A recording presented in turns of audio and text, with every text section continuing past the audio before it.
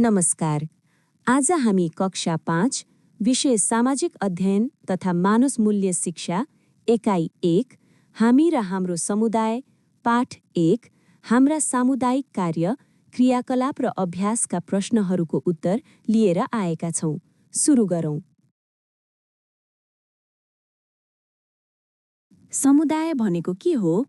समुदाय सामान्यतया एकै खालका भाषा, संस्कृति, धर्म, परम्परा भएका र एउटै भौगोलिक क्षेत्रभित्र बसोबास गर्ने मानिसको समूह हो।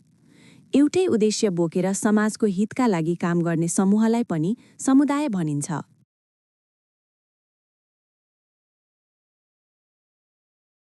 समुदायको कुनै दुई महत्त्व लेख्नुहोस्। सहयोग र सहभागिता बढ्छ। समुदायमा मिलेर बस्दा एक आपसमा सहयोगको आदान-प्रदान हुन्छ। समुदायका कार्यहरू छिटो र सजिलोसँग गर्न सकिन्छ। संस्कृति र पहिचान जोगिन्छ। एक आपसमा चिनजान र घुलमिल गर्न सजिलो हुन्छ।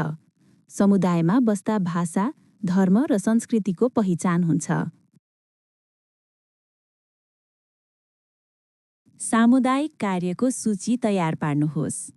खानेपानी ट्याङ्की निर्माण, विद्यालयमा पक्की भवन निर्माण, वृक्षारोपण कार्य, कच्ची बाटोलाई पक्की मोटर बाटो बनाउने, स्वास्थ्य चौकी निर्माण, सार्वजनिक जग्गामा गुम्बा निर्माण,